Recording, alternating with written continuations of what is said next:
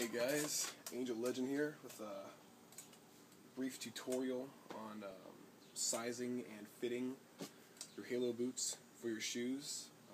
I know you've probably seen a lot of different Halo armors online if you're actually into the DIY builds.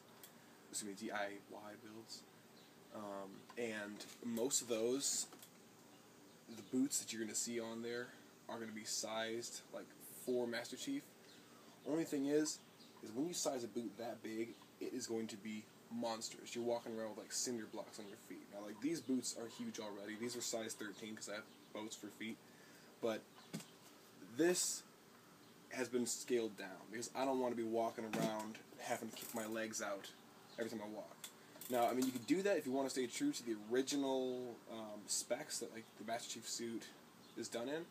But if you actually want to walk comfortably and not have to worry about like clomping every time you walk, having that sound of plastic hit, which is just, I don't know, it's, I mean, take it or leave it. I don't like it. Maybe you're differently. But what I decided to do for mine was, if you look online, you can find a lot of different Pepakura files for the boot pieces. A lot of times they're going to be built in two. Like, you'll have the front toe piece like this here, and you'll have the back heel and bracer piece here. And it'll be one solid piece. The one that I built was in 3 pieces, so you had the toe, you had the bracer piece separately, and then the heel piece.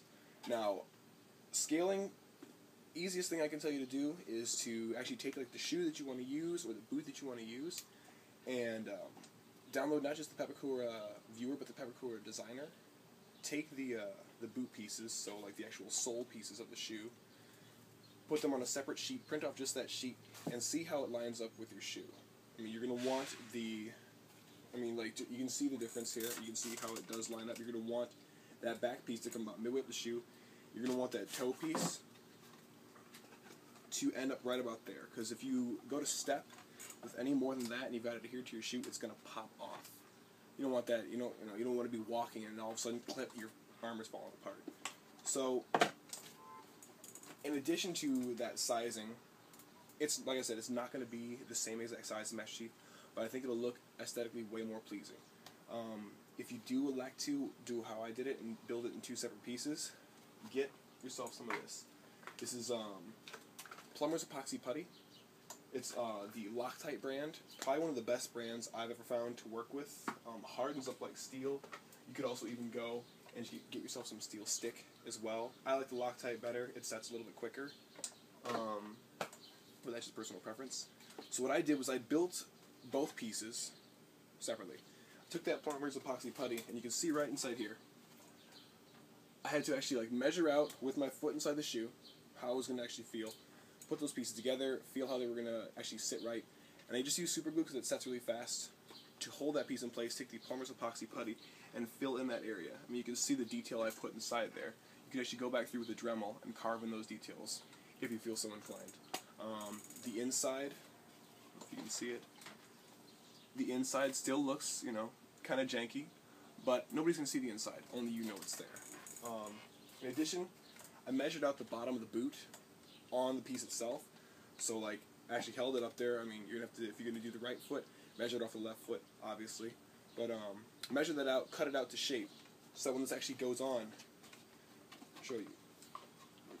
You build it the proper size. Like I said, measure it out. It'll fit right there in the groove of the shoe, and it looks so much nicer and sounds a hell of a lot nicer than you stomping through whatever expo you're going to. If you're going to ASIN or Comic-Con, you're actually going to be able to move and walk without worrying about shattering whatever you've built.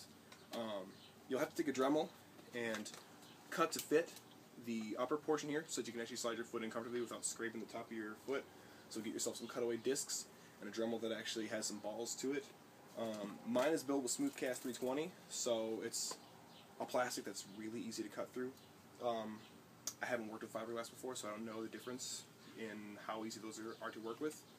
But, like I said, Smoothcast is the way I like to go. Now, you still have plenty of room inside here if you do it right. I mean, like I said, it's going to take some trial and error, and you're going to have to cut away a little bit, and sand it down so you don't scrape yourself, but I can still reach inside there.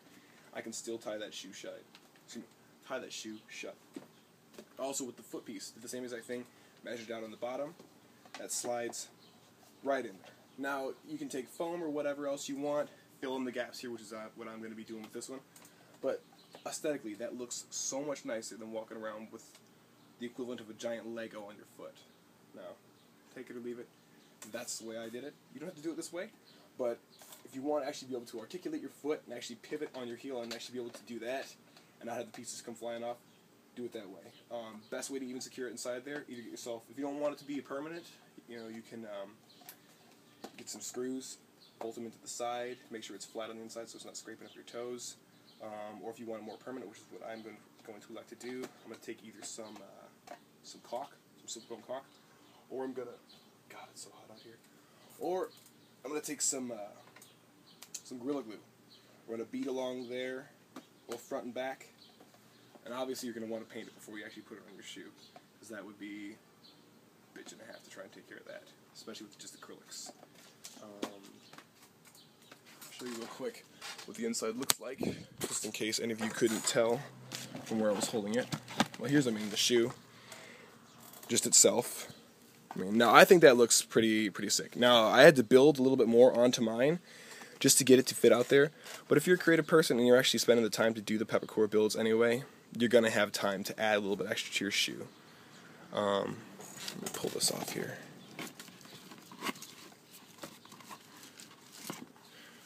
Right, so there's that plumber's epoxy putty I was telling you about. This stuff sets so quickly, and it is so hard. I love it. It's so easy to tool and work with, like you can see right there. The grooves that I cut inside there using my other Dremel over here. Just a small sanding bit works wonders with this. Even on stuff like this, like Bondo, it's amazing. The inside, you can see the inside there. Just a little bit of plumber's epoxy putty, and this stuff will harden up, and it's not going anywhere. And with the front toe piece, like I said, just cut it out there, shape it. Make sure it's thick enough. Like I put a lot more plastic on my foot pieces, just because I knew they were going to be taking a lot more abuse than anything else on the suit, with the exception of maybe like the chest piece, or I don't know, the forearms maybe. But yeah, like I said, you don't gotta do it the way I did it.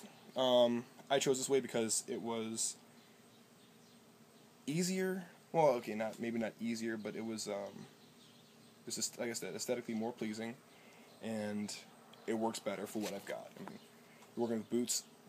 Enough of the top is still going to be exposed that you can actually sit your calf piece on top of there. Don't gotta worry about it scraping up your shin and whatnot. So, take it or leave it. That's the way I like to do it. If you like this way, give it a shot.